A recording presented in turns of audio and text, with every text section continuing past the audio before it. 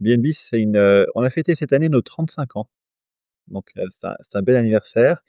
C'est né en Bretagne, donc en 35 ans, il faut que je ne me pas dise de bêtises, en 1990. Ouais. C'est C'était facile, c'est une mon âge. entreprise, bah, ouais, c'est un bel âge. C'est un C'est bel un bel âge. âge, c'est l'âge du début de la maturité, pour une entreprise, donc c'est super.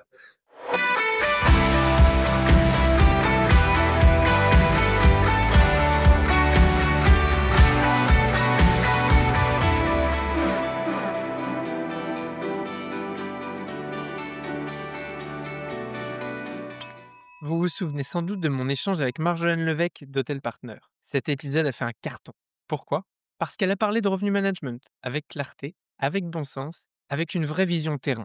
Depuis, des dizaines d'hôteliers ont déjà fait appel à Hôtel Partner et tous me disent la même chose. On a enfin trouvé un partenaire qui comprend vraiment notre métier. Vous aussi, vous voulez booster vos revenus et garder l'expérience client au centre, alors contactez Marjolaine de ma part. Elle se déplace gratuitement dans votre établissement pour réaliser un diagnostic complet. Avec Hotel Partner Revenu Management, vous ne gagnez pas seulement chiffre d'affaires, vous gagnez un allié durable. Dans l'hôtellerie, on parle beaucoup de luxe, de palaces, de grands noms, mais l'hôtellerie économique, elle, représente la majorité des séjours et constitue un pilier essentiel de notre secteur. Longtemps associée à une image de bas de gamme, elle connaît aujourd'hui une transformation profonde. Nouvelles attentes clients, enjeux de développement durable, croissance internationale. À la tête de B&B Hotels, Fabrice Collet a accompagné cette mutation avec une vision claire, montrer que économique ne veut pas dire au rabais. Son parcours de CEO, désormais devenu président du groupe, illustre parfaitement comment leadership et transmission peuvent façonner l'avenir d'une marque. C'est donc de croissance, de responsabilité, mais aussi d'humain que nous allons parler aujourd'hui. Bonjour Fabrice, bienvenue sur Hospitality Insiders. Bonjour Maxime, merci de m'accueillir.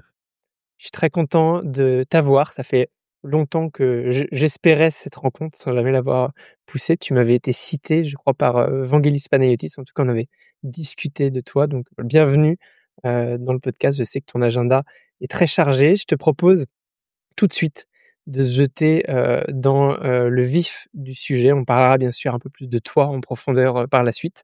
Ma question, elle concerne l'hôtellerie économique. Quand on dit hôtellerie économique, chacun a une image très différente en tête. C'est quoi la tienne?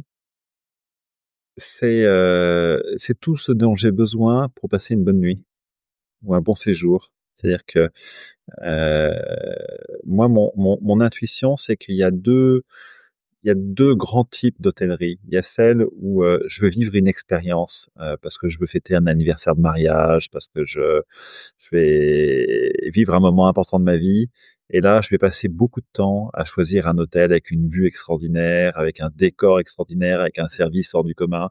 Je vais m'assurer qu'il y a un spa pour que mon épouse, puisse se reposer, enfin, toutes sortes de choses et puis il y a aussi, on dort 365 fois par an, pardon. C'est déjà beaucoup. C'est déjà beaucoup. Et donc, il y a aussi tout un certain nombre de circonstances où, heu, on a juste besoin de passer une bonne nuit et on n'a pas ces attentes d'expérience. Hem et pour moi, l'hôtellerie économique, c'est l'hôtellerie qui répond à ce besoin, et qui répond sans compromis sur le besoin essentiel. Ouais. Donc un côté un peu plus fonctionnel, comme tu dis, qui est enfin moi Ouais, je pense pyramide de Maslow, on est plutôt sur les besoins d'en bas de la pyramide de Maslow, là où ouais. peut-être que le luxe irait sur le haut de la pyramide avec le côté, très, estime de soi, reconnaissance, et cetera.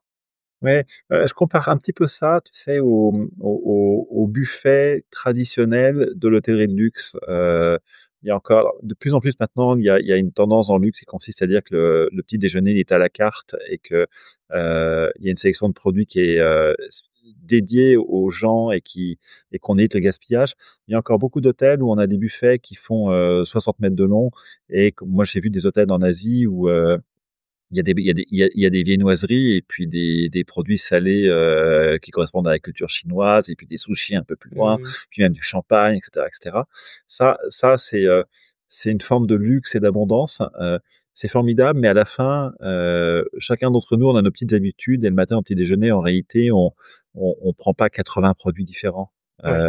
Donc c'est ce quotidien-là auquel nous on s'adresse et puis une fois de temps en temps, le buffet en question, il fait rêver tout le monde et on est très content de le vivre évidemment. Mmh. Ouais, excellent. Merci en tout cas d'être rentré aussi rapidement dans le vif du sujet. Je profite de t'avoir et de savoir que tu as aussi beaucoup d'années de recul sur ce secteur-là pour avoir, ta vision, et ta compréhension. Déjà peut-être en termes de chiffres, ça représente quoi aujourd'hui le marché de l'hôtellerie économique pour qu'on se rende compte?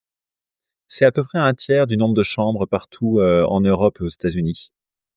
Donc Waouh! pour être clair, en Europe, tu sais, il y a 6 grands pays en Europe, 6 grands marchés qui sont la France, l'Espagne, l'Italie, l'Allemagne, la Grande-Bretagne et tous les autres. Et pour faire court, chacun de ces marchés fait à peu près la même taille, c'est-à-dire 1 million de chambres. Et pour faire court, chacun de ces pays, de ces marchés, a un tiers, donc à peu près 300 000 chambres d'hôtellerie économique. Excellent, Ça ouais, donne bon. le truc. Et puis si on prend une vision plus globale, le marché américain fait à peu près la même taille que l'Europe. Et il me semble, même si je connais moins bien, que le marché asiatique est encore à peu près de la même taille. Mmh. Ça découpe bien. Donc un tiers d'économique et après, ça se découpe comment? Je sais pas si tu sais les autres tiers? C'est un tiers de milieu de gamme, de mid-scale et un tiers de haut de gamme. C'est à peu D'accord, près, OK. après il y a des nuances d'un pays à l'autre, hein. Le mid-scale est Mmh. plus fort, en Italie, l'économique un peu plus fort en Allemagne, mais grosso modo, ces équilibres-là sont toujours valables. Mmh. Ouais, très bien et là, on arrive vraiment sur ta marque, B&B Hotels. Dans, ce marché économique, ça représente quoi? Et peut-être que c'est l'occasion de présenter aussi, B&B parce que tout le monde ne Ouais, le connaît pas. ouais. B&B, on a fêté cette année nos 35 ans, donc c'est un bel anniversaire. C'est né en Bretagne, heu, donc en 35 ans, il faut que je me pas dise de bêtises, en 1990. Ouais, c'est C'était facile, c'est une mon âge. entreprise, bah, ouais, c'est un bel âge. C'est un C'est bel un bel âge. âge, c'est l'âge du début de la maturité, pour une entreprise, donc c'est super. C'est né d'une entreprise familiale, donc c'est un entrepreneur breton, c'est François Brenellec qui a lancé ça. Hem qui a développé la marque sur une intuition qui était qu'il y avait un besoin d'une hôtellerie simple, bon marché, efficace et sans compromis sur la qualité. Et peut-être qu'il faut rembobiner un peu le film. On vient d'une époque qui était celle de nos grands-parents où les gammes de produits correspondaient au CSP des consommateurs. Ouais. Euh, C'est-à-dire que le cadre supérieur allait dans un hôtel 5 étoiles et conduisait une Renault 25. Et puis que l'ouvrier allait dans un hôtel 1 étoile et avait une 4L. Mmh. Et puis tout était construit comme ça. Et tout ça a volé en éclats complètement ces dernières années, depuis une vingtaine d'années.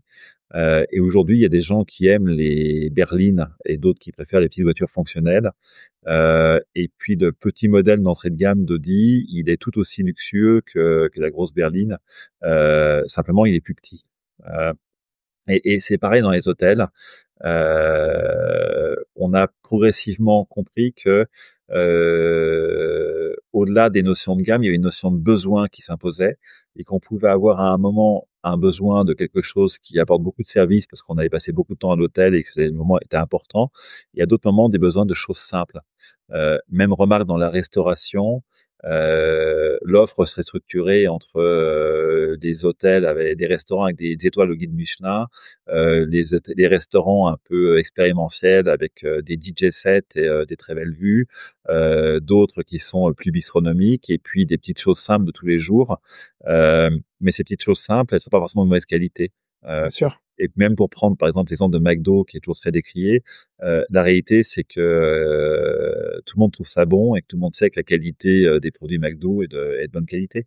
Heu, et donc aujourd'hui, les consommateurs ont pris l'habitude de faire des allers-retours entre ces différents produits et c'était ça l'intuition, de départ de B&B Hotels, de se dire, pour prendre un exemple, moi un exemple que j'aime bien, c'est raconter on a tous vécu ça un jour, on part, un samedi quelque part pour un mariage et on réserve un hôtel, heu et on se dit: «Tiens, si on trouvait un joli hôtel avec une piscine, une jolie vue, un beau machin et cetera» et puis le lendemain, au moment de payer l'addition de l'hôtel, au moment du check-out, on se dit: «Mais pourquoi est-ce que j'ai dépensé 200 € pour cet hôtel?» Mmh. dans lequel j'ai passé 10 minutes, à la bourre à m'habiller avant de partir à la cérémonie, dans lequel j'ai dormi 3 heures avant de repartir à onze Et heures oui. moins 5 parce que j'étais poussé dehors par les femmes de chambre, et de repartir, bouffer avec les copains de la veille.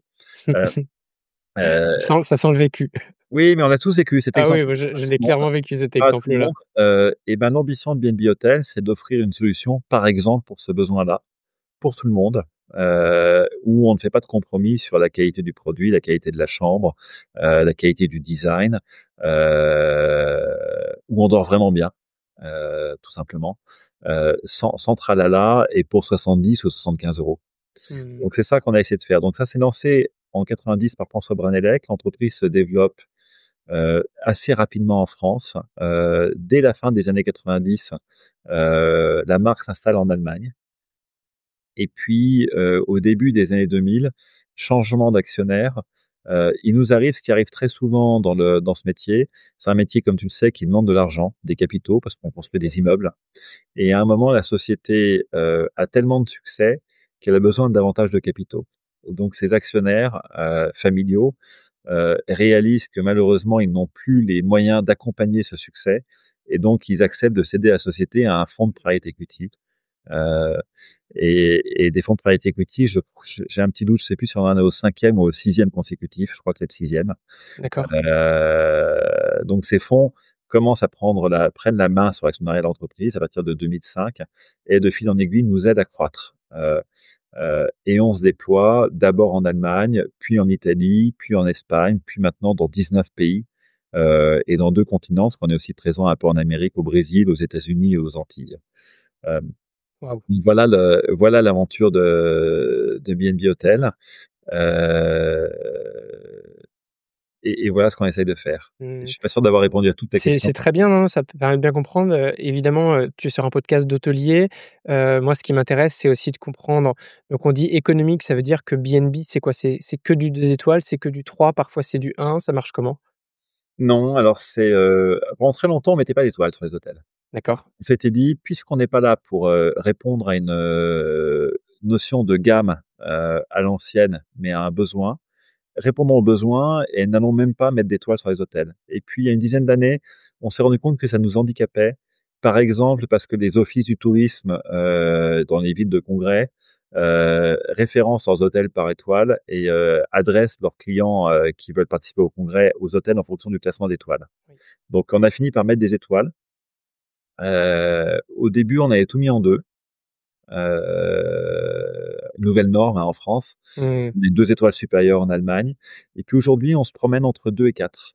Donc D'accord. je pense qu'on doit avoir 2 tiers du réseau en France qui est 2 étoiles, un tiers 3 étoiles et quelques 4 étoiles. Et à En chaque fois sous la Italie, même marque? Ou est-ce qu'il y a toujours pas la des même marque. sous la même marque? En Italie, on est très largement 3 étoiles. En Allemagne, on est 2 étoiles supérieures, bah, ça dépend, et en Espagne, c'est un peu comme la France, on fluctue. C'est la même marque. C'est le même produit en réalité. Simplement, quand on est en plein centre de Madrid, on a un hôtel à Madrid dont la porte derrière donne sur le Four Seasons. Donc il est bien placé. Euh, Cet hôtel-là, il a 3 étoiles et on a fait faire le design par un architecte connu. J'ai oublié son nom, mais il a dessiné un terminal d'un aéroport de Chicago, par exemple. D'accord. Euh, et puis, à contrario, j'ai un autre hôtel à Madrid en face du terminal T1 de l'aéroport. Là, on est dans une zone industrielle, l'endroit est un peu plus rustique. Et cet hôtel-là, il n'a que 2 étoiles.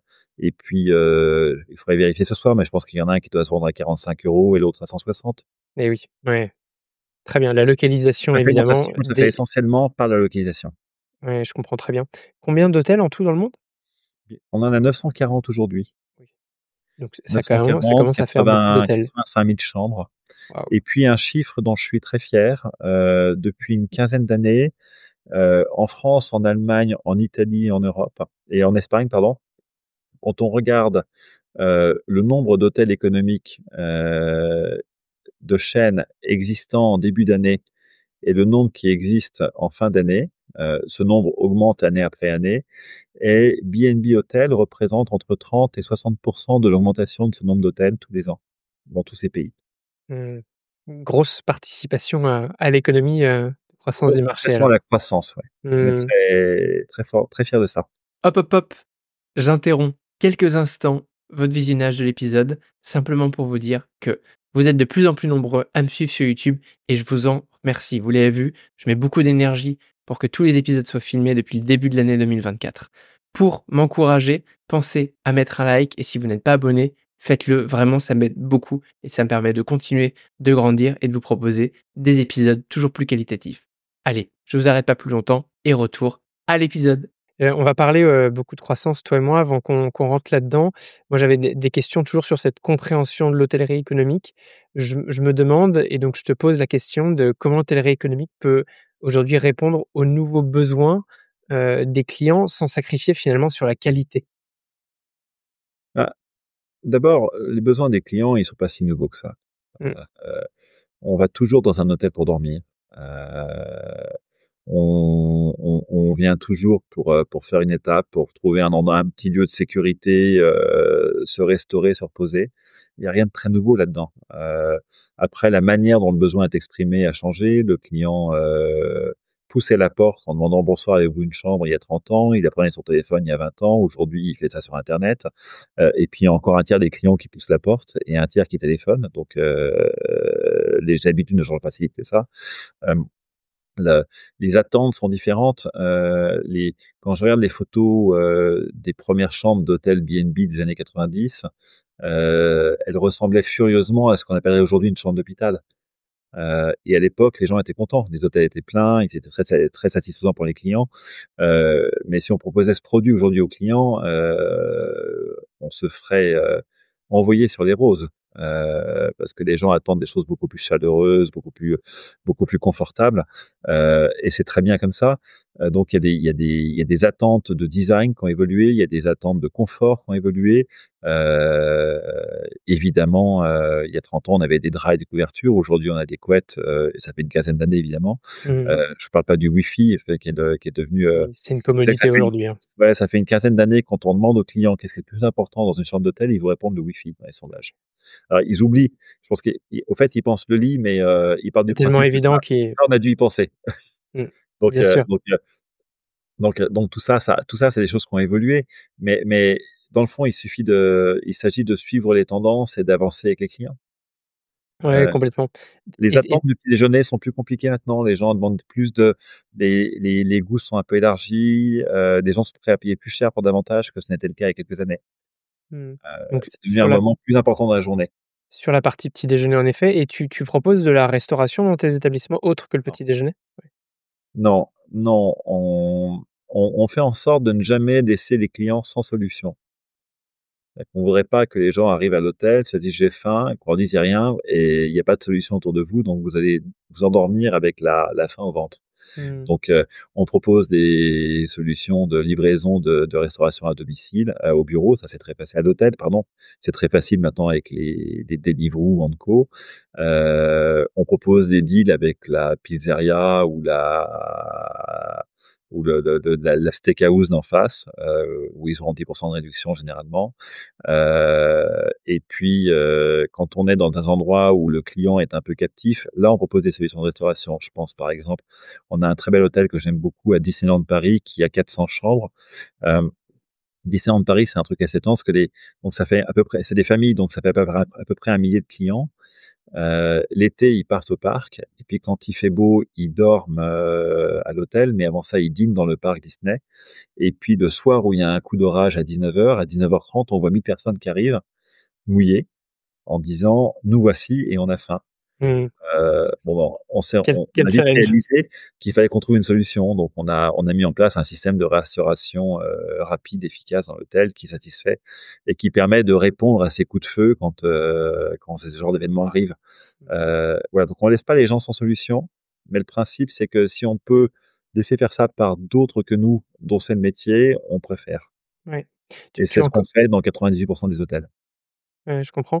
Tu as encore, la question paraît peut-être bête, mais pas tant que ça dans l'économie, des humains qui font de l'accueil dans cette hôtellerie? Parce que c'est vrai que d'autres hôtelleries économiques se sont, passées d'humains autant que possible. Est-ce que toi, ça reste un élément fort dans ton accueil? Ouais, très fort.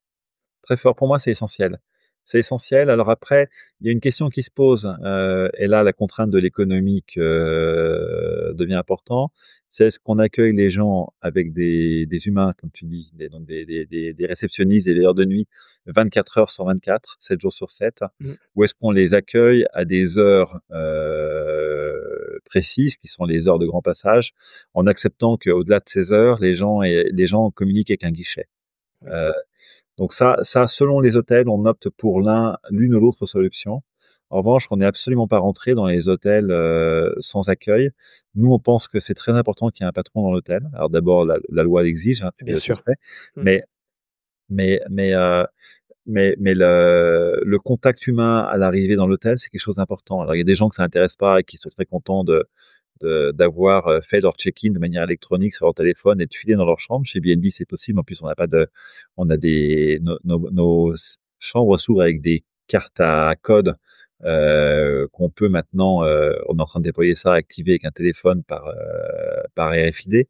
Euh, mais, euh, mais il y a encore beaucoup de clients qui sont contents d'avoir un contact avec l'hôtelier et que quelqu'un leur demande comment s'est passée leur journée, leur donne deux, trois conseils sur les choses à faire dans le coin, répondre à leurs besoins, leur apporte un peu de chaleur humaine. Et ça, pour moi, c'est un rôle essentiel de nos hôteliers et c'est eux qui font que le client revient ou pas.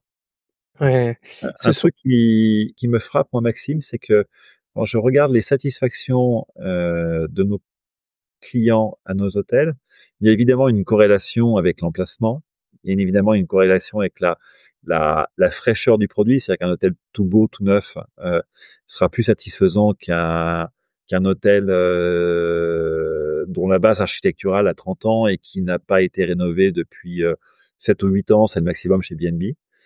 Mais à la fin, même avec même avec ces différences de produits, le facteur humain fait la différence. Et donc, quand j'ai un hôtelier dans un hôtel un peu fatigué, qui fait un grand travail d'accueil, de service, qui prend vraiment en main ses clients avec son cœur, ben, le client repart en étant content et nous dit qu'il a passé un très bon séjour et il est très indulgent sur les quelques défauts techniques. A ouais, je comprends. contrario, l'hôtel techniquement parfait où le client est mal reçu, il va trouver quelque chose à redire. Oui, bien sûr, ça c'est souvent un sujet. Tu parles des hôteliers, ce sont qui les hôteliers chez B&B? Parce que je comprends donc 900 et quelques hôtels. J'imagine que vous n'êtes pas propriétaire de tous les murs. Comment est-ce que c'est de la franchise? J'aimerais bien comprendre cette partie business Alors, model. hem, on a un seul modèle et puis après on a plein d'exceptions. Donc D'accord. le modèle B&B, c'est je suis locataire des murs. Pourquoi? Moi si j'avais des moyens infinis, je crois que j'aimerais bien être propriétaire des murs. Mmh. Mais il se trouve qu'on doit faire avec l'argent que nos actionnaires ont la gentillesse de nous donner, j'en suis très reconnaissant, et qu'il est mieux employé à investir dans les fonds de commerce des hôtels que dans les murs qu'on loue. Euh, Ensuite, on est toujours propriétaire des fonds de commerce. Et enfin, ces fonds de commerce, on en confie la gestion à des hôteliers entrepreneurs euh, avec qui on signe un contrat par lequel ils s'engagent à gérer l'hôtel, à délivrer les standards de qualité qu'on attend, à définir la politique commerciale, la politique tarifaire de l'hôtel, à le gérer avec leur propre personnel. Donc moi, je n'ai pas de personnel dans l'hôtel. Et en remerciement de ce service, on leur reverse un pourcentage du chiffre d'affaires. Alors, D'accord, en ouais. France, c'est encadré par des contrats qui sont définis par la loi française, qui sont ce qu'on appelle de la gérance mandat. Dans d'autres pays, c'est tout simplement un contrat qui fonctionne comme je viens de te le décrire. Mmh. Ça, c'est la règle générale. Et comme toute règle, elle a des exceptions. Donc, on a quelques hôtels qui sont gérés par nos propres employés. On a quelques rares hôtels dont on est propriétaire. Et on a un peu moins de 10% de notre réseau qui est franchisé. Extrêmement intéressant. Je vais avoir plein de questions sur la qualité de service et comment on s'assure d'avoir ce bon développement avec ce Ouais. type de mandat-là.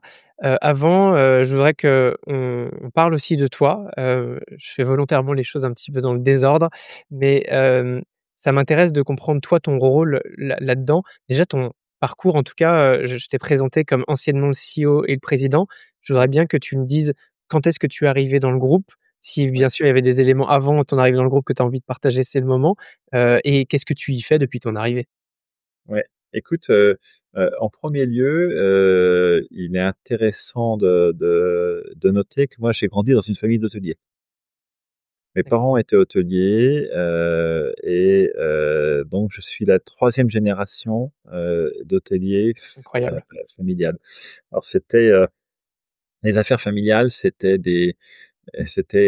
un et à un moment plusieurs hôtels, situés à Aix-les-Bains en Savoie, qui faisaient, 45 chambres chacun, qui étaient des hôtels de cure, donc où les gens restaient 3 semaines, pour faire pour suivre des soins thermaux, et bien sûr on les nourrissait matin, midi et soir. Donc c'était ça le business familial, pendant un moment, moi j'habitais dans une chambre qui était aussi un placard à balai qui portait numéro 26 bis.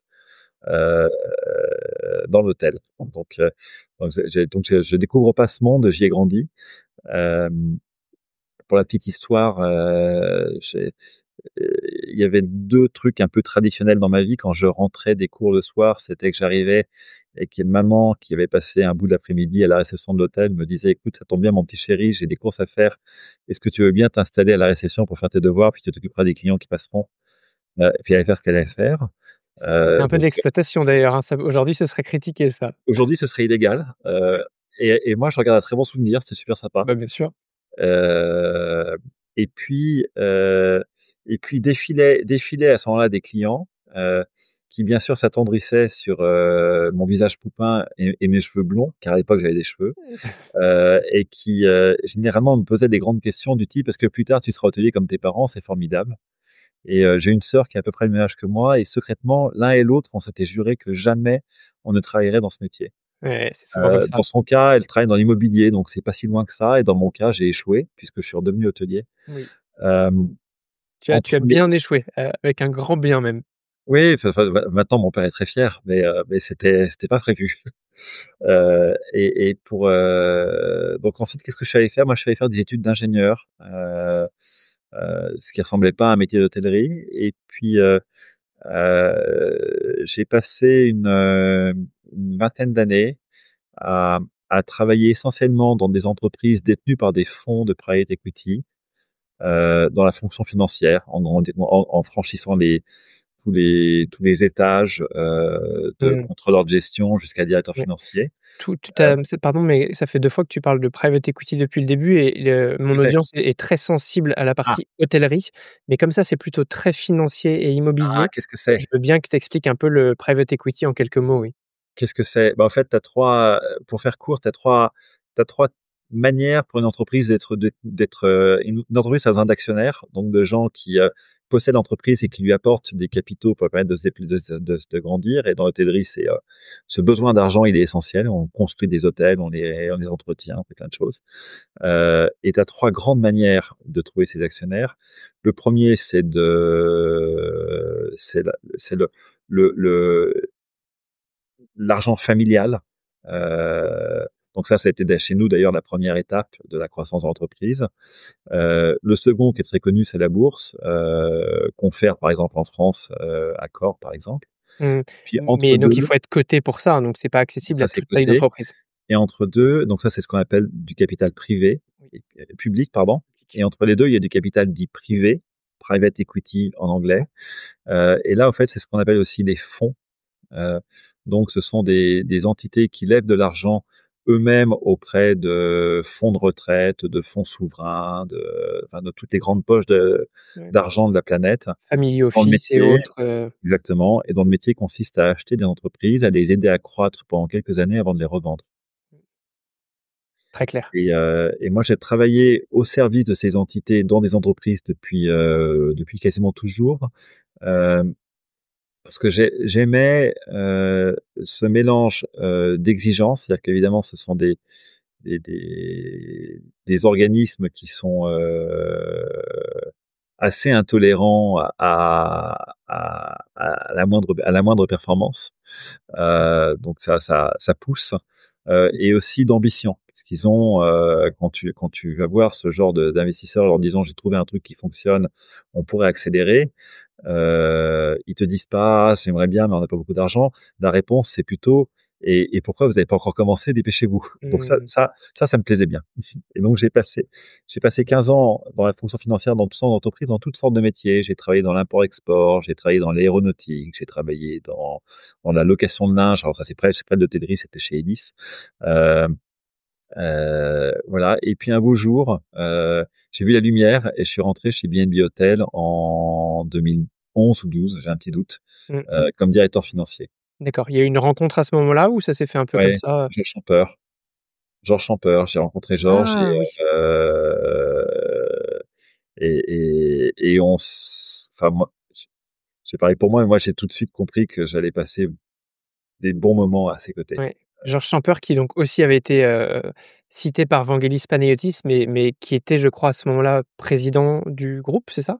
Oui, Quand tu l'as absolument. rencontré, je veux bien que tu expliques un petit peu qui est Georges Champeur. Alors pour les plus passionnés d'hôtellerie, c'est un nom connu, mais c'est Ouais. vrai que ça fait peut-être pas Ah, écho aux plus Georges, pour jeunes moi, qui nous écoutent.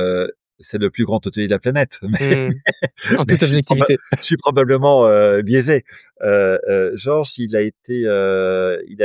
a fait toutes sortes de choses, dans sa première partie de carrière. Je crois qu'il a un moment été chez Carlson Wagonlit Travel, il a été chez Avis, il y a plein de choses. Et puis en 2005, il est arrivé à la tête de B&B Hotels, heu et il en a été le CEO pendant 10 à 15 ans. Et puis ensuite, il a présidé la société quand il a eu la gentillesse de me faire confiance pour le remplacer. D'accord. Euh, et Georges,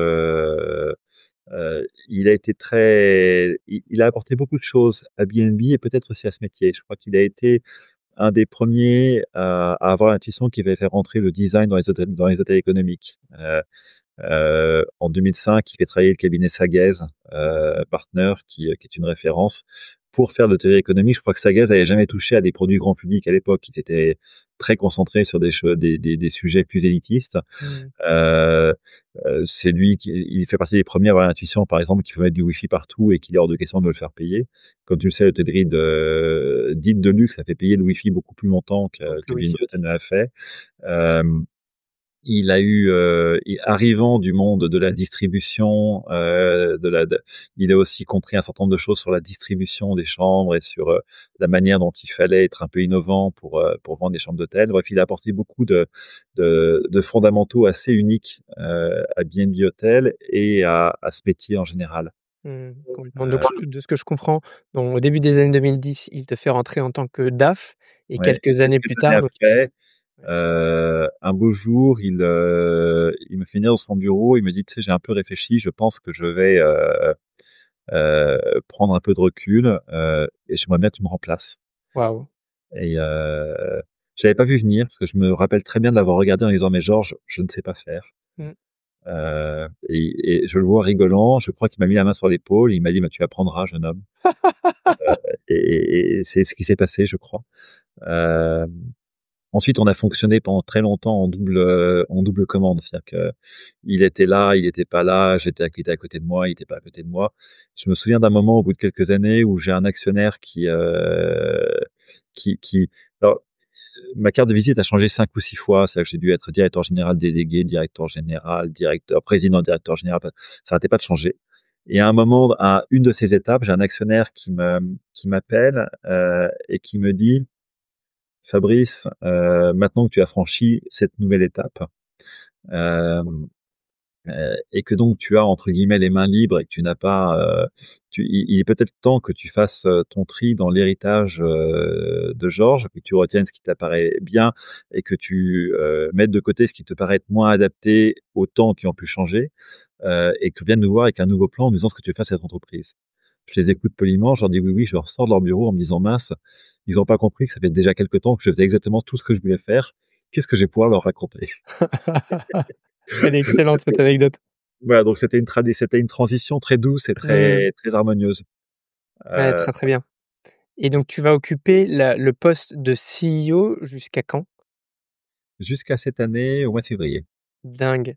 Pour l'anecdote, quand on a commencé à échanger toi et moi j'avais pas pris conscience qu'en effet tu aies, changé de poste. Tu es Ouais, devenu donc président, ouais, de BNB et ouais. c'est le moment de raconter en fait la différence de ton rôle. Peut-être que tout le monde ne fait pas la différence entre ce que fait un CEO et un président, en tout cas chez BNB. Bah, d'abord, moi, pendant très longtemps, j'ai pas compris cette notion de ce qu'on appelle la gouvernance dissociée. J'avais Ouais. l'impression que c'était, absurde et inutile. Heu Ensuite, président, ça veut tout et rien dire. C'est-à-dire que tu peux avoir des jobs de président qui sont, extrêmement symboliques,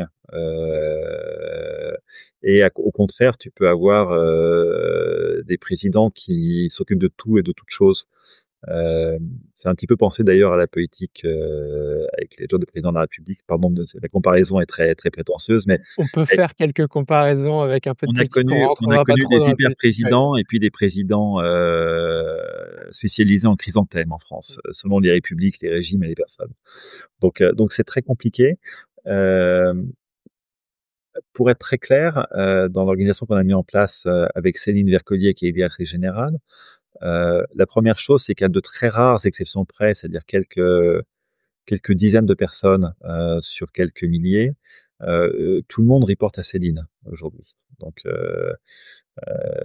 si on cherche qui est le patron, il faut bien regarder dans sa direction et pas dans la mienne. Mmh. Après moi j'ai quelques quels sont, à quoi je sers? D'abord, plus l'entreprise grandit, plus il y a un rôle de représentation qui lui-même grandit, et devient plus présent. Et Céline en fait une partie, mais j'en fais une partie parce que ça prend du temps.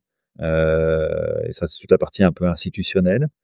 Ensuite, j'espère que je suis encore utile à Céline. On fait des points hebdomadaires. Elle me fait part de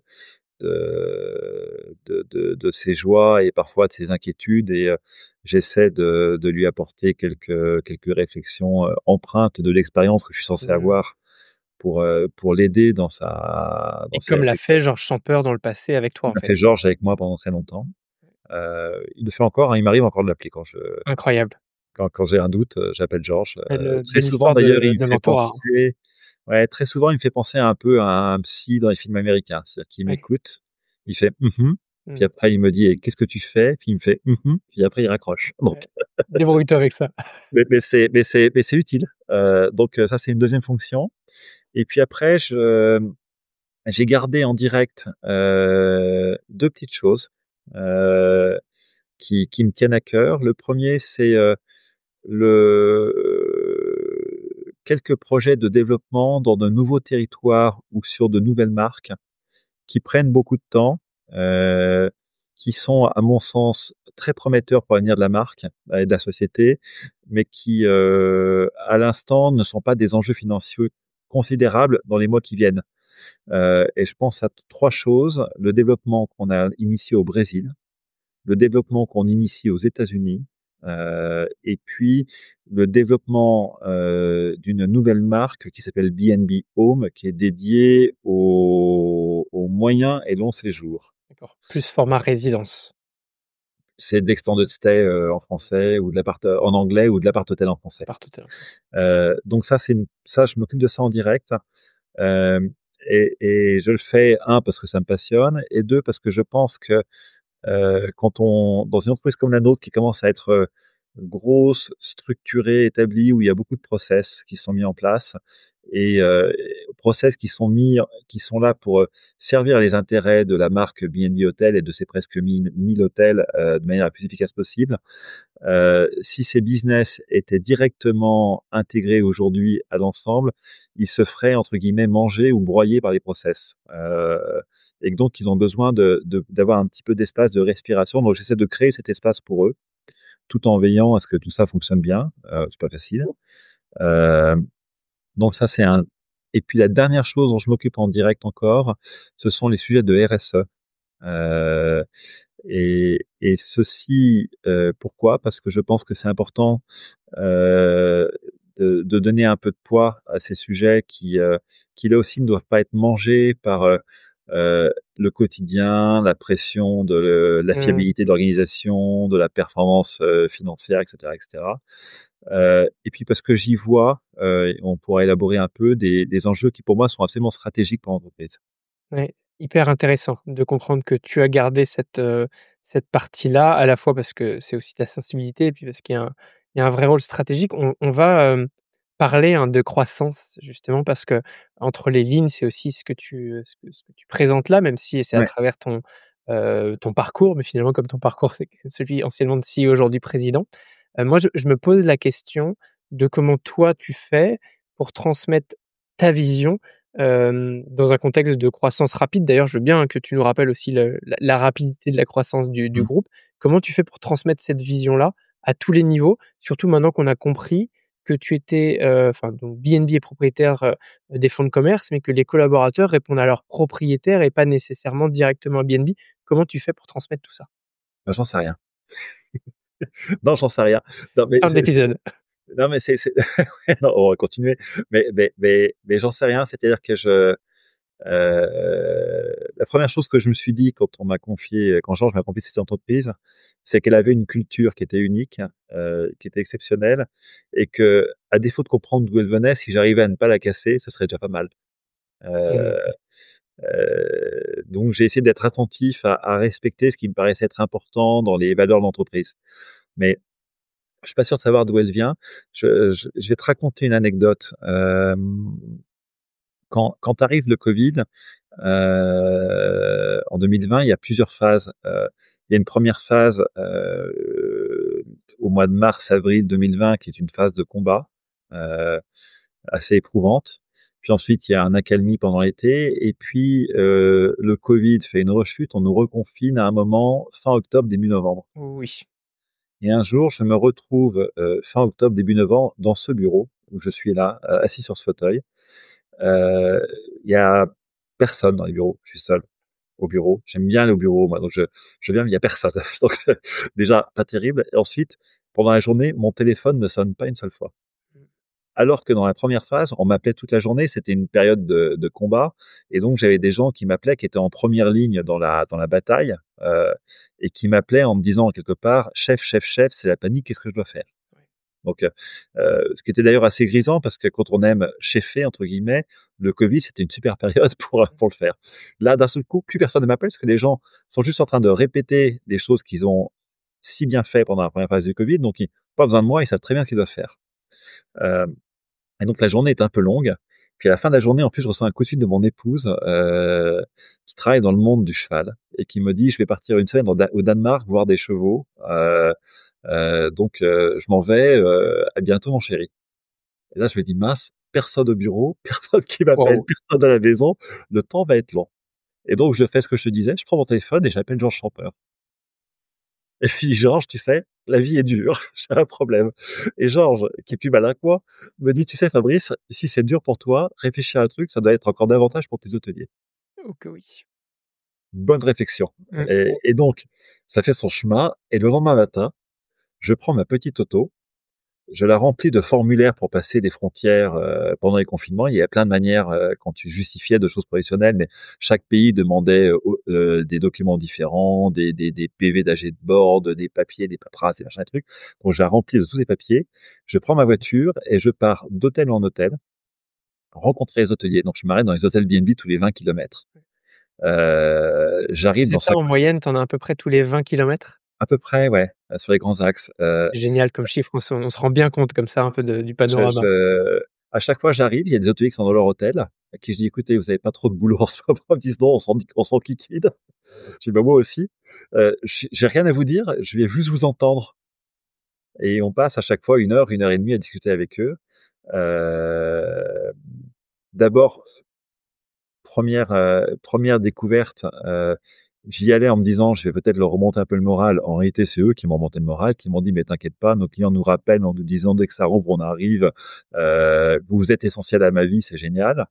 Heu, Ensuite, je passe des moments extraordinaires. Je suis souvent accueilli avec des gâteaux, des pâtisseries, des plein de choses.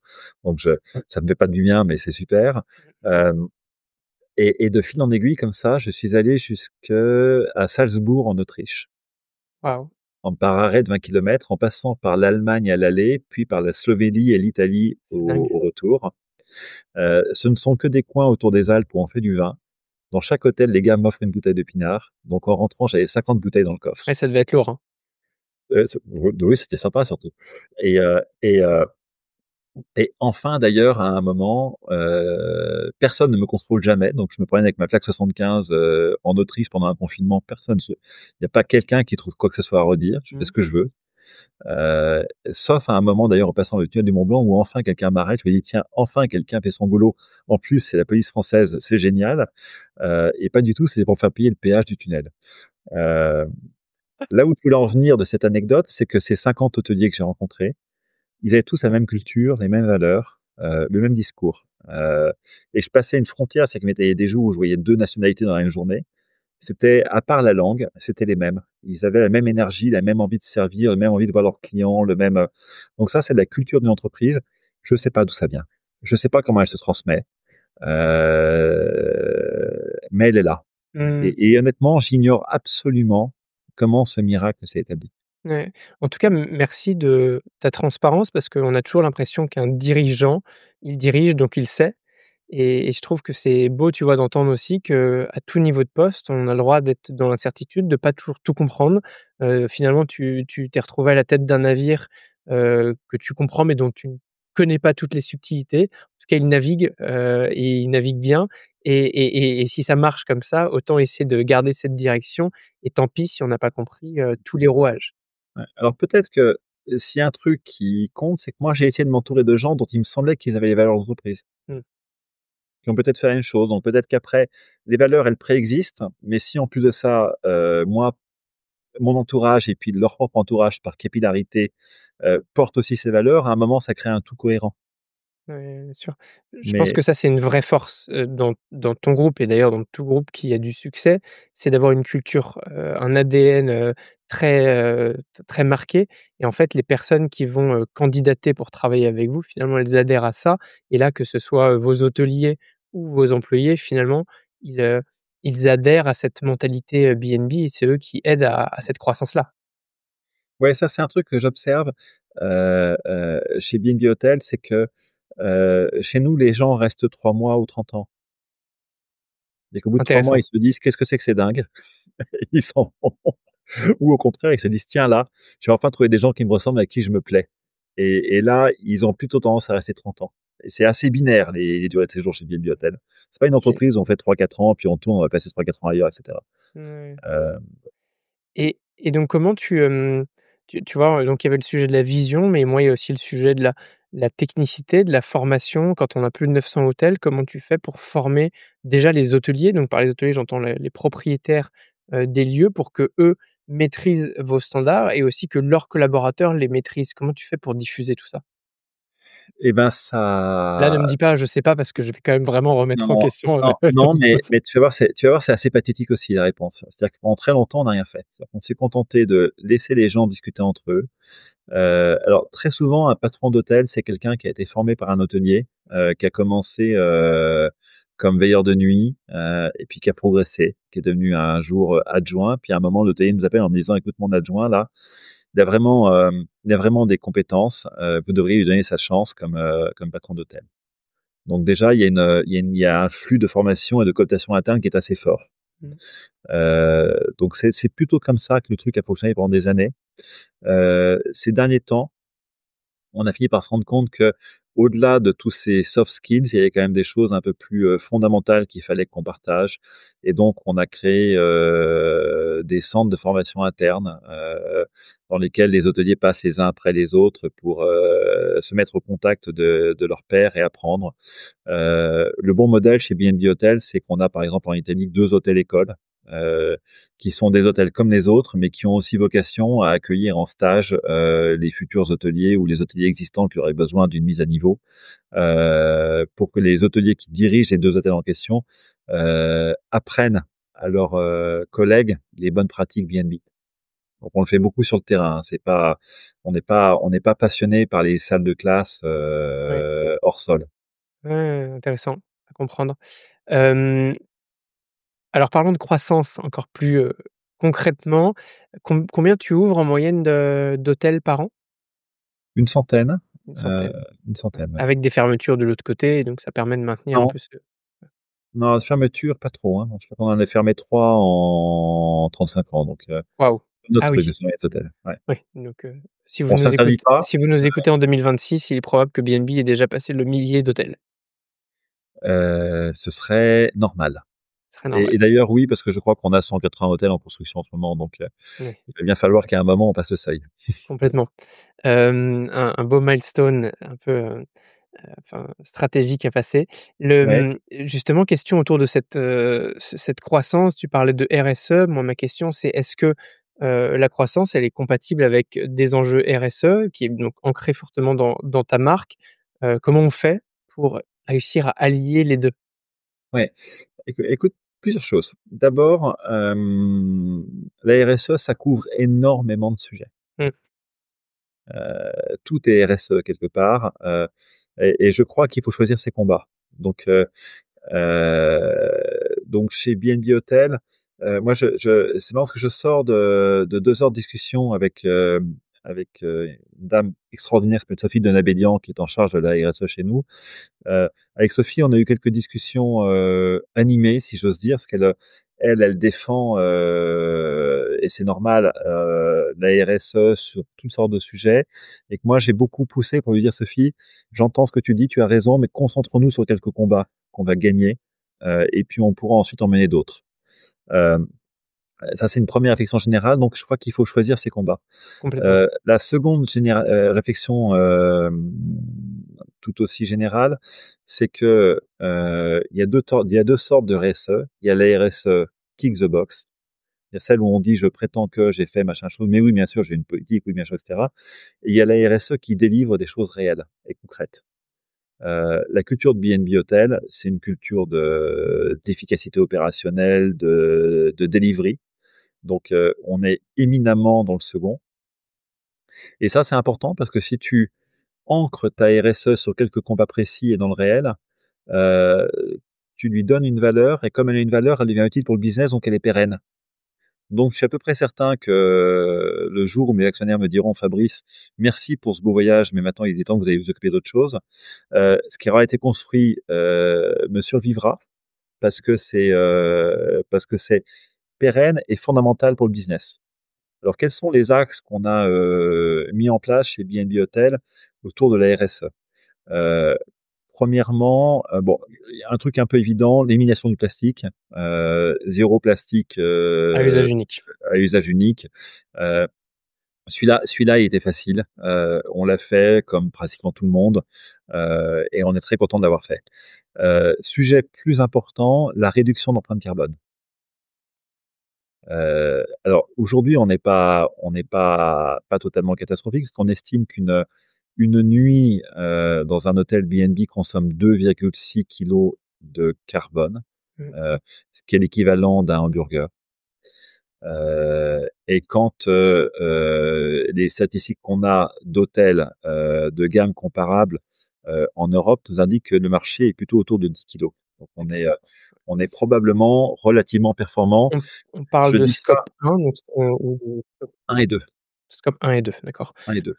Là, je considère que les insiders sont assez sensibles aussi à ce sujet parce que j'en parle régulièrement.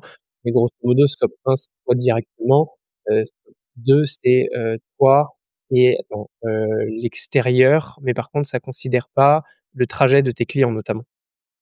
Alors, le trajet de mes clients, moi, même dans le scope 3, on le définit un peu comme on veut. Ouais. Pour les grands sujets dans le scope 3, c'est ce qui est, c'est la nourriture. Donc chez nous, c'est le petit déjeuner, Mmh. et c'est les lingeries externalisées. Puis après, il y a la question du trajet. Et là, moi, j'ai un point de vue, qui est débattable, mais que je défends, qui est de dire que le trajet de mes clients n'est pas relevant. C'est-à-dire que je ne suis pas un resort, au milieu d'une île du Pacifique, où les gens se déplacent et traversent la planète pour aller voir mon resort. Oui, Je donc suis un là, ça se le défend. Moi, mon client, il se déplace et à un moment, il s'arrête. Mais il n'est pas venu à l'hôtel pour moi. Il s'est Mmh. déplacé, il était sur son chemin et il s'est arrêté en chemin, et d'ailleurs, comme on a un réseau qui est très dense, il a fait un minimum de détours pour s'arrêter chez nous. Donc moi, je n'inclus pas les trajets de mes clients là-dedans. D'accord. Hem Donc oui, on estime qu'on était à 2,6 kilos quand le marché est plutôt à 10. Alors, avec beaucoup de prudence, que ces chiffres sont assez embryonnaires, c'est des chiffres qu'on a, c'est ce qu'on a trouvé.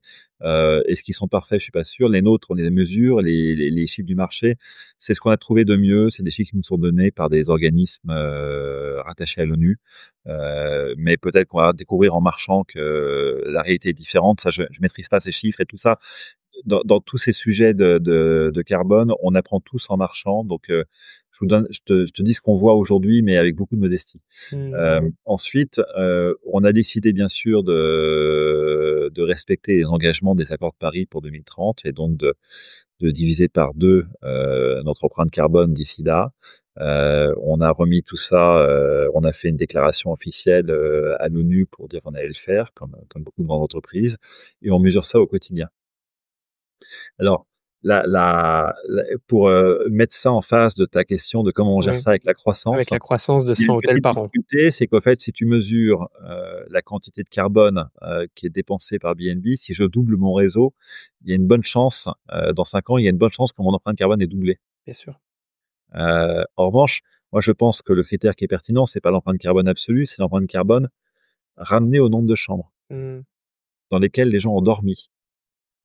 Je dis ça parce que je suis toujours un peu circonspect sur ces sujets-là, par exemple, par le territoire saisonnière de montagne, où le bâtiment ne sert que 3 mois par an.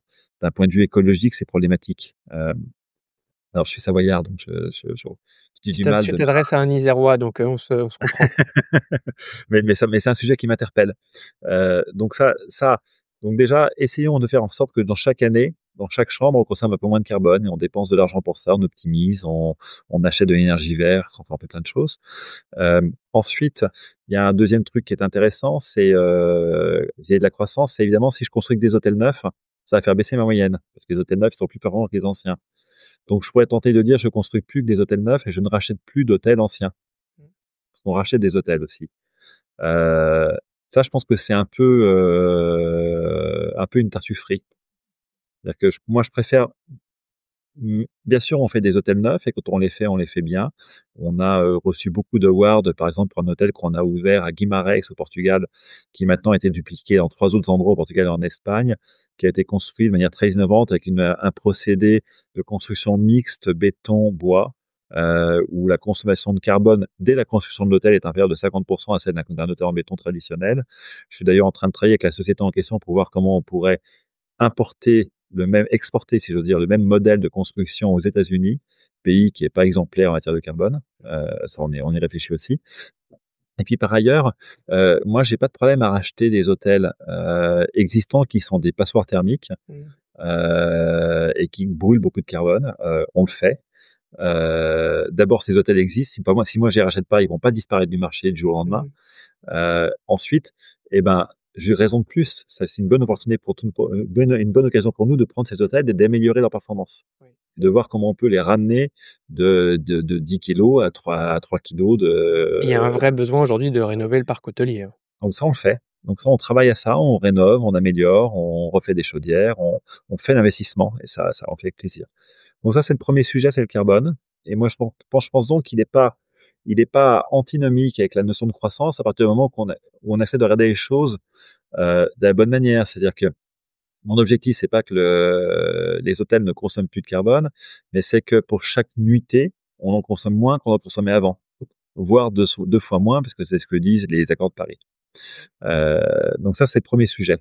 Ensuite, le deuxième combat qu'on mène, c'est un combat pour l'inclusion au sens noble du terme. Moi, je suis très fier de voir qu'aujourd'hui, dans les hôtels B&B, nos hôteliers ont les visages des quartiers dans lesquels ils travaillent. Donc, ils viennent de toutes sortes d'origines. Ils vont prier leur Dieu le vendredi, le samedi ou le dimanche, ou pas du tout. Ils sont nés dans le pays dans lequel ils travaillent ou ils sont nés ailleurs. Ils ont toutes sortes de modes de vie. Mais en revanche, ils ont un seul point commun, c'est que ce sont des gens qui ont des grands cœurs, qui sont très accueillants, très énergiques et qui font leur maximum pour servir leurs clients. Et donc moi là encore cette diversité, elle existait déjà quand je suis arrivé chez B&B Hotels. On l'a pas inventée. En revanche, j'ai essayé d'aider l'entreprise à prendre conscience de la force que c'était, parce que c'est autant de gens qui apportent des points de vue différents, qui apportent beaucoup de fierté, beaucoup de loyauté, beaucoup d'attachement à l'entreprise. Et donc, on a beaucoup entretenu ça et on a créé depuis quelques années toute une série de programmes de formation de jeunes ou moins jeunes d'ailleurs, venus d'horizons un peu divers, en se disant on va essayer d'aller chercher des gens qui n'ont pas toutes les clés pour pouvoir rentrer dans la société française ou allemande ou espagnole où on se trouve. Euh, et on va essayer de leur donner ces clés. Sachant que l'hôtellerie économique s'y prête très bien parce que c'est un métier d'ascenseur social. C'est un métier où on peut commencer derrière une réception et devenir patron. Mmh. Ça demande juste d'immenses qualités humaines. Ça demande pas de maîtriser beaucoup de codes sociaux, comme l'hôtellerie de luxe. Ça ne demande pas d'avoir un énorme bagage scolaire comme d'autres métiers. On peut pas rentrer dans un hôpital comme assistant au ménage et devenir professeur à la tête d'un service. C'est impossible. Oui. Dans un hôtel, c'est possible, par définition. Donc, on a beaucoup travaillé ce sujet-là. Et dans les programmes qu'on a montés, on a par exemple monté un BTS en alternance qui a déjà formé une cinquantaine de jeunes en France. Il y en a 30 en ce moment qui sont en formation. Ça dure 2 ans. Ils sont la moitié du temps dans les hôtels, la moitié du temps ils reçoivent des cours. On a été chercher des jeunes qui, pour un certain nombre d'entre eux, étaient en grande difficulté, qui avaient un peu disparu des radars de l'éducation nationale ou de Pôle Emploi depuis un certain nombre de temps, de France Travail, pardon. Euh, et pour certains d'entre eux qui faisaient plus grand chose, en tout cas à la surface de l'eau depuis 2 ou 3 ans, et on les a fait rentrer dans ces programmes, on les a formés. Et ça marche. Alors on en perd quelques-uns en chemin, évidemment, mais c'est assez normal. Mmh. Mais pour certains, ils ont repris des études derrière. Pour d'autres, ils sont maintenant directeurs adjoints d'hôtel ou ils travaillent dans nos services centraux. Il y a de belles histoires. J'ai des noms et des Mmh. visages devant moi que j'aime beaucoup. On a lancé maintenant des programmes un peu plus courts de formation sur 1 an avec le même type de profil à Paris, Lyon, Marseille, à Madrid. Euh, on a lancé récemment un programme dont je suis très très fier aussi, où on forme pendant quelques semaines, c'est pas très long, des gens qui sont en reconversion professionnelle et qui sont des migrants fraîchement arrivés en France. D'accord. Et là, on a fait une première promotion de 12 personnes. On les a formés, puis ensuite on les a envoyés 3 jours dans un de nos hôtels, chez un de nos hôteliers entrepreneurs, chacun, les 12. Et nos hôteliers sont seuls maîtres à bord chez eux sur le recrutement, c'est leur choix, mais ils en ont embauché 11 des 12 en disant qu'ils sont formidames. Excellent. Et C'est un bel avec exemple, des hein. profils extrêmement variés. Je pense à un jeune monsieur afghan de 25 ans, à une maman ukrainienne de 45 Mmh. ans, des gens Ouais. qui viennent d'Afrique subsaharienne, enfin c'est d'Amérique latine, enfin c'est la tour de Babel. Mmh. Et ils ont juste en commun une seule chose, c'est ils arrivent en France, ils ont plein de talent, plein d'énergie. Ils avaient souvent des fonctions souvent ils avaient pour certains d'entre eux, ils avaient fait des études si importantes dans leur métier, dans leur pays, mais qui ne sont pas reconnus en France. Ils cherchent un chemin. Et Ouais. là, on leur dit, ben tiens, on peut peut-être t'aider, on a un chemin pour toi. Mmh. On propose ça et ça a marché. Euh, D'ailleurs, un programme, on en parlait tout à l'heure, on va essayer de contacter un certain nombre de nos confrères hôteliers pour leur proposer de monter ce programme, de faire grandir ce programme ensemble. Parce que si ça marche pour BNB, ça va marcher pour d'autres. Oui. Et Entre que notre différentes objectif, marques. c'est pas uniquement de trouver des gens pour BNB, mais c'est d'apporter notre contribution de manière plus générale. Mmh. Donc ça, c'est ce sujet d'inclusion qui est très fort chez nous et très puissant. On comprend pourquoi est-ce que tu as pris le sujet de la RSE, en direct avec toi. On te sent très investi en tout cas Et j'adore, par ces j'adore. missions et on voit que, comme tu le dis, hein, la RSE c'est très large, ça balaye beaucoup de choses et là tu nous as donné que quelques sujets, il y en aurait plein d'autres, mais en tout cas, les quelques-uns que tu nous décris, tu y vas à fond et avec beaucoup d'exemples. Ouais, alors après c'est très modeste, hein, c'est 61 personnes en formation à l'instant où je te parle. J'avais dû dire à un moment que j'en voulais 1000, donc on en est loin, Il faut bien commencer quelque part. mais petit à petit, on commence, Ouais, complètement, on y arrivera j'espère un jour complètement. et oui, moi du coup, je passe du temps auprès d'eux, je les rencontre, je suis des formations avec eux, je vais assister à leur remise de diplôme et cetera et à chaque fois, je suis ému aux larmes, par ces histoires, je suis admiratif de ces personnes, et puis ça me remplit de joie, d'avoir contribué grâce à BNB Hotel à ça. Mmh, excellent. Et je suis pas le Waouh, seul parce que je devrais parler de ça, mais les équipes BNB Hotel adorent aussi. C'est que au tout début, je soupçonne un certain nombre d'hôteliers de s'être dit: «C'est peut-être pas génial son truc, mais bon, c'est difficile de dire non à Fabrice, donc on va lui faire plaisir». c'est Heu, souvent comme ça au début d'ailleurs, hein. On le fait parce que le patron le dit et puis après on ouais, adhère et c'est ouais comme ça que finalement et le la et machine se met en route, hein. et d'ailleurs, les premiers trucs qu'on a fait, il y avait des défauts, ils sont pas venus me voir en me disant: «Écoute, je t'ai suivi pour te faire confiance, mais sur tes trucs, tu t'es planté». Et puis on a ajusté ensemble. Et là maintenant, ils reviennent, ils sont là. Et maintenant, ils sont là parce que c'est bon pour leur entreprise. C'est bon Complètement. pour eux, c'est bon pour les êtres humains, avec un cœur qu'ils sont, mais aussi pour les patrons qui cherchent des collaborateurs de qualité. Donc c'est génial. J'adore. Écoute, tu nous as fait un beau panorama, à la fois de B&B, de l'hôtellerie, économique. Je te propose, de m'aider à construire, un peu la fiche bonus de cet épisode. Quelque chose qui est assez nouveau, hein, sur ce podcast, mais à l'issue, de l'épisode, donc il y aura une fiche qui sera téléchargeable, dans laquelle on met, pas mal de contenu, synthétique pour, tous ceux qui, veulent garder une trace, Ouais. de ton épisode. Est-ce que tu aurais un contenu, exclusif ou pas exclusif, mais en tout cas peut-être moins accessible pour venir illustrer tout ce que tu as dit, que tu aimerais, partager et que je mettrai à l'intérieur?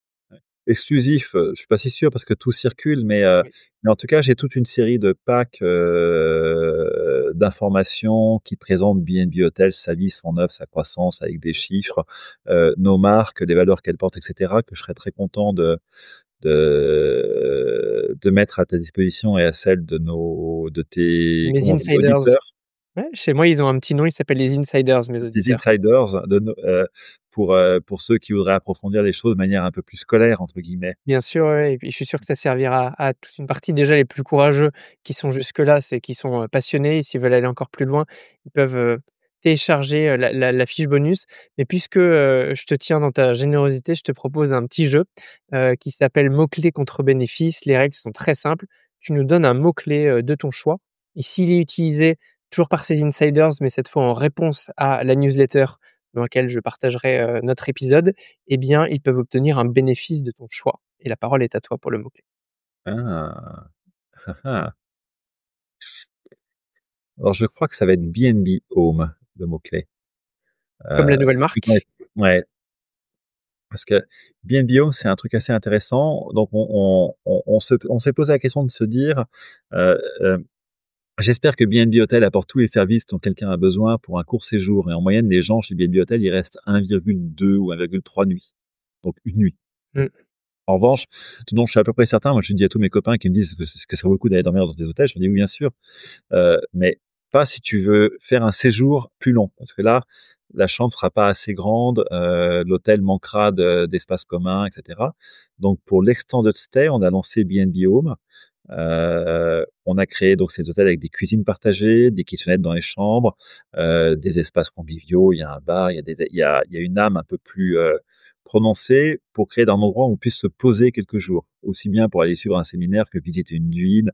Heu alors le premier a ouvert à Saint-Ouen, qui est un endroit que j'adore, pas très loin des Puces et moi je pense que si, pour les gens que ça intéresse, je serais très content d'accueillir tes insiders, à qui le mmh, souhaitent, pour visiter cet hôtel. Je le ferai personnellement et puis, waouh, comme c'est un hôtel qui tourne autour de la convivialité, par exemple, on y accueille et on y une association, qui s'appelle les Mamas.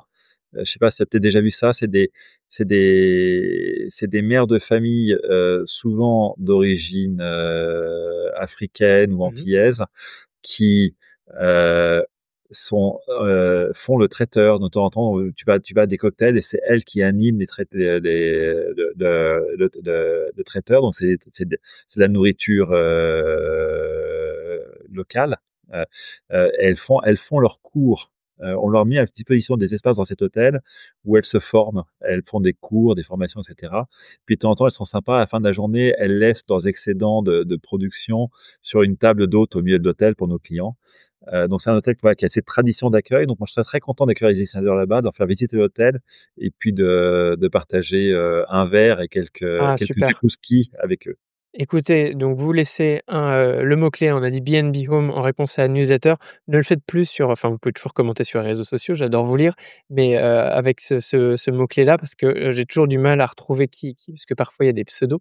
Donc bien, sur la newsletter et je vous mettrai en contact avec, Fabrice et si on voit qu'on a beaucoup de monde, ce dont je ne doute pas, eh bien on organisera une grande visite et ce sera le moment de tous se rencontrer. Merci pour ça. Jusqu'à une centaine de personnes, ça tient. Après, si c'est l'émeute, on fera plusieurs sessions où on prendra les Alors si premiers, on si on s'arrangera. réunit une centaine de personnes, je pense qu'on peut faire un événement autour de ça avec joie. Écoutez, manifestez-vous, dans la newsletter et on en parle très, très En vite. revanche, tu viens, Maxime, n'est-ce pas? Bah, bien sûr, Bon, avec c'est grand bien. plaisir.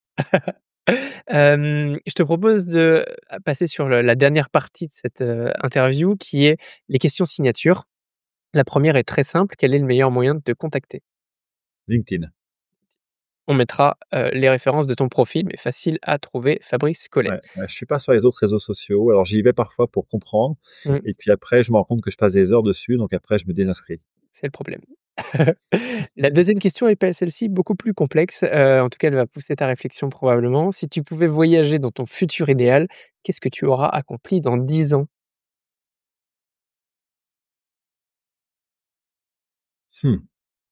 Mmh, c'est difficile ça. D'abord, j'aurais été incapable il y a 10 ans de penser que je serais là où je suis aujourd'hui. Donc le parcours, on le devine jamais.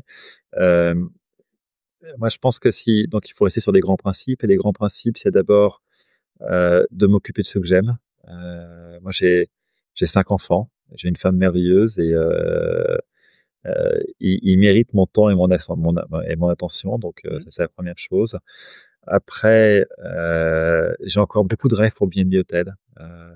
Je pense que cette, société, a le potentiel de devenir, non plus seulement ce qu'elle est déjà aujourd'hui, c'est-à-dire un des ou le leader européen de l'hôtellerie économique, mais un acteur plus global, qui répond à plus de segments, dans plus de continents.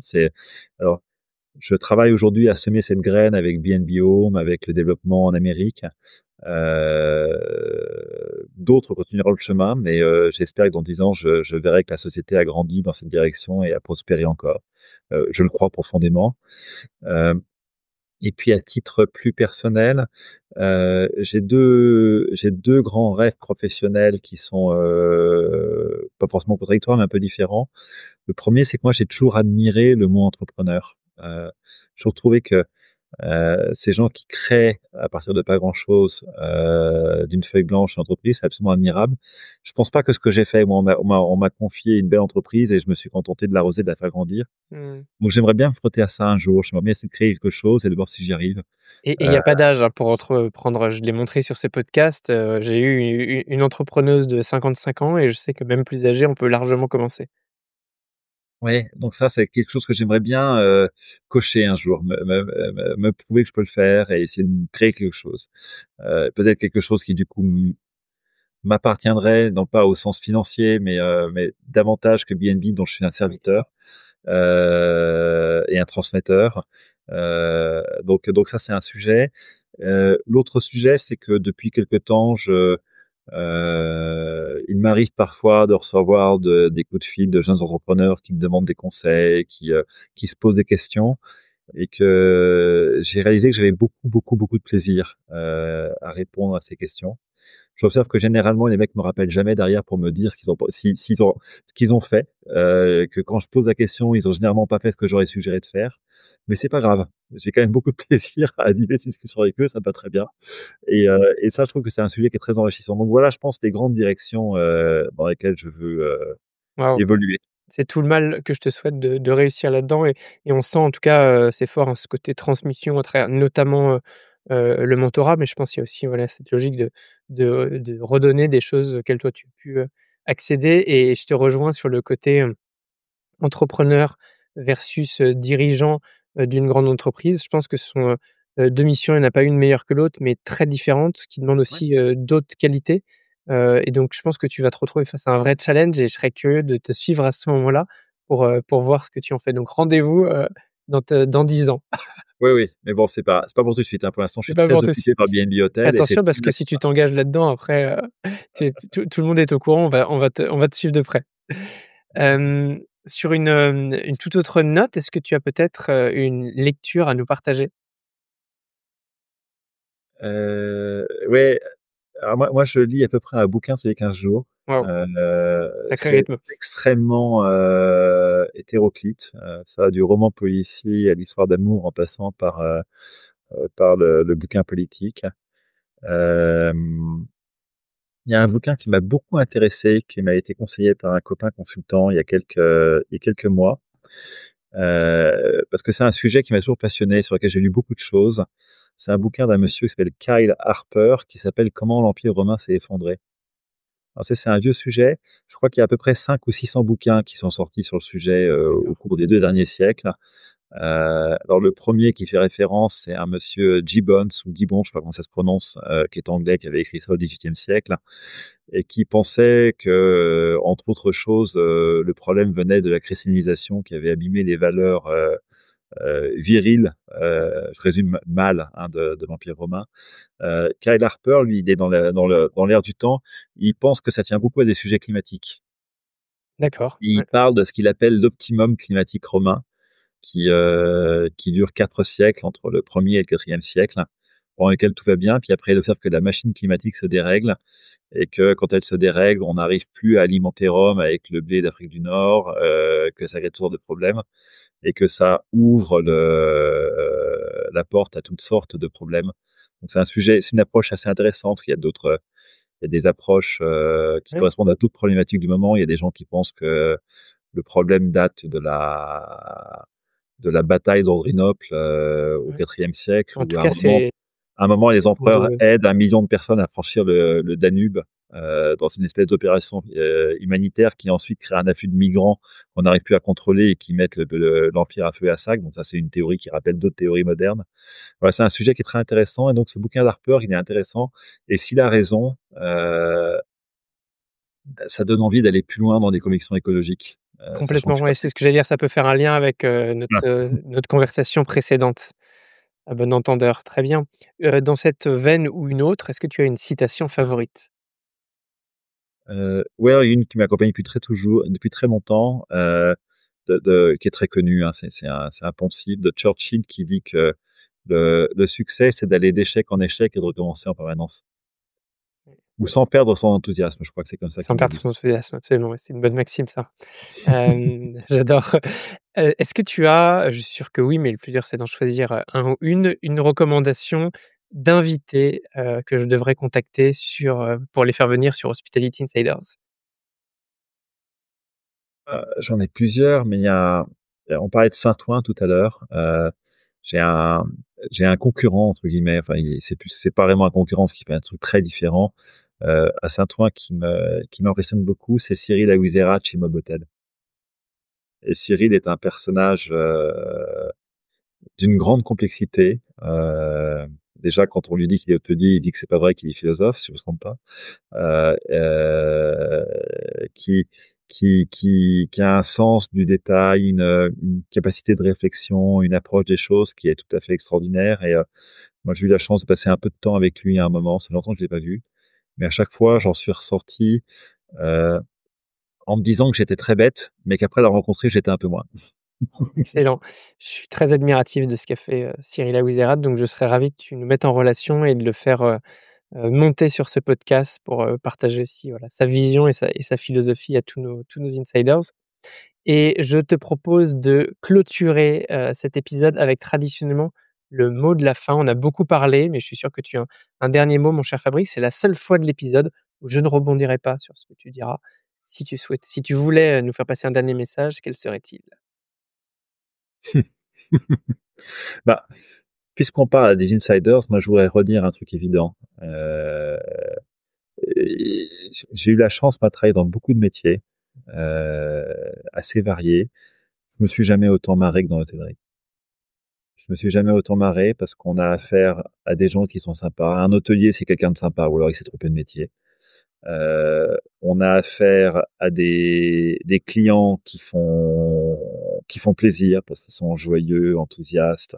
C'est un métier où on est obligé de voyager, ce qui pour moi est un bonheur immense.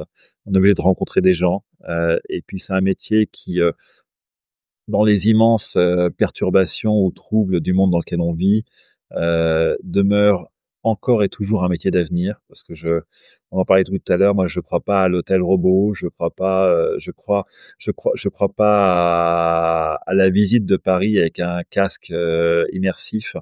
Bien sûr, on pourra le faire, mais on pourra toujours aller sentir l'odeur dans les rues de Paris et croiser et humer l'air et voir les gens et donc c'est ça qu'on permet de faire aux gens. On nous permet de se rencontrer, on permet d'échanger. Heu et comme tu le sais, quand, des populations s'observent, d'un mur à l'autre, ben, elles finissent par penser du mal l'une de l'autre et éventuellement, se balancer des œufs ou pire à la figure.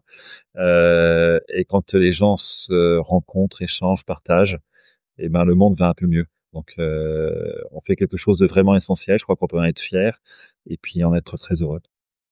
Si vous avez aimé cette vidéo, vous allez adorer mon livre blanc. J'y ai condensé des dizaines d'épisodes, des centaines de conversations et ma vision d'artisan hôtelier. C'est la quintessence de 20 ans d'expertise à travers mes invités. Pour l'obtenir immédiatement, cliquez sur le lien en description. Notre aventure ensemble ne fait que commencer.